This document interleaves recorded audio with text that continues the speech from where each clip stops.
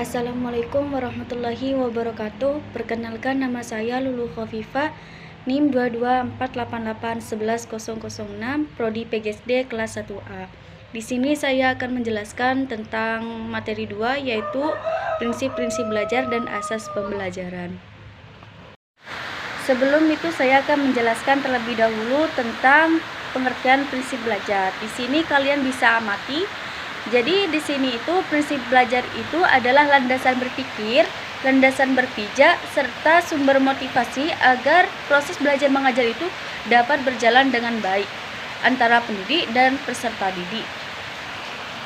Selanjutnya, prinsip-prinsip belajar. Jadi di sini prinsip-prinsip belajar itu ada 6. Yang pertama, perhatian dan motivasi. Jadi sikap perhatian itu akan timbul apabila siswa itu merasakan bahwa materi yang sedang mereka pelajari itu berkaitan dengan kehidupan mereka yang sehari-hari. Jadi hal ini itu akan menimbulkan perasaan membutuhkan dan membuat siswa itu termotivasi untuk ikut mempelajarinya.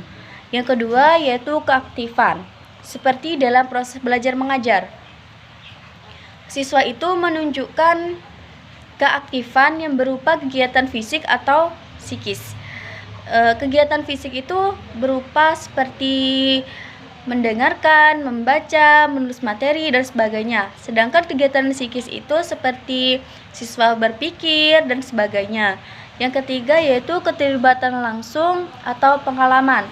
Jadi di sini itu setiap individu harus terlibat secara langsung, secara aktif agar dapat menemukan pengalamannya. Jadi pengalamannya itu akan terbentuk apabila ada interaksi antara siswa dan dengan lingkungan belajarnya. Dengan adanya interaksi tersebut dimaksudkan agar terjadi reaksi yang berupa rangsangan-rangsangan yang dapat menjadi pengalaman siswa. Yang keempat yaitu prinsip pengulangan. Prinsip pengulangan ini meliputi daya ingat manusia. Prinsip ini itu bertujuan untuk memperkuat ilmu yang sudah kita pelajari. Cara menerapkan prinsip ini itu dengan cara mengulang kembali materi yang sudah kita pelajari. Dengan cara seperti membaca, dan itu akan membuat daya ingat kita itu akan lebih kuat dan lebih tajam lagi. Yang kelima yaitu tantangan. Tantangan itu adalah sebuah usaha yang bertujuan untuk menggugah kemampuan. Jadi biasanya untuk mencapai tujuan pembelajaran, siswa itu biasanya itu dihadapkan dengan sejumlah tantangan, yaitu seperti mempelajari materi pembelajaran dan belajar. Maka di situ itu akan timbul motif untuk mengatasi hambatan atau masalah yang terjadi dengan cara mempelajari materi tersebut. Jadi dengan adanya bahan ajar yang dikemas dalam suatu kondisi tantangan, seperti memberikan materi yang mengandung masalah yang harus dipecahkan, siswa itu akan tertantang untuk mempelajarinya. Yang keenam yaitu balikan atau penguatan. Jadi balikan dan penguatan itu adalah sebagai bentuk respon baik yang bersifat verbal ataupun nonverbal yang menjadi modifikasi antara tingkah laku guru terhadap tingkah laku siswanya. Jadi respon yang bersifat verbal itu seperti lisan, perkataan, sedangkan yang bersifat nonverbal itu seperti gerakan tubuh. Contohnya semisal siswa itu dapat menjawab pertanyaan gurunya dengan benar, maka di situ guru itu memberikan respon berupa pujian yang bersifat verbal ataupun nonverbal. Yang bersifat verbal itu contohnya seperti perkataan, yaitu wah kamu bagus, kamu pinter. Sedangkan yang bersifat nonverbal itu seperti ekspresi wajah, gerakan tangan, seperti memberikan jempol. Yang ketujuh yaitu perbedaan individu. Jadi di sini itu setiap siswa itu pasti memiliki perbedaannya masing-masing atau perkembangannya masing-masing, baik yang berupa kemampuan, sikap, minat, dan sebagainya.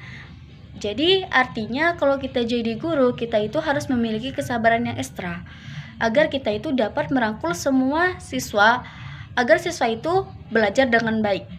Jadi prinsip ini menjadi salah satu yang amat harus kita pegang atau dijadikan pedoman. Karena perlu digarisbawahi bahwa manusia itu merupakan makhluk individu yang unik. yaitu berbeda dengan yang lainnya, tidak bisa disamakan seperti itu.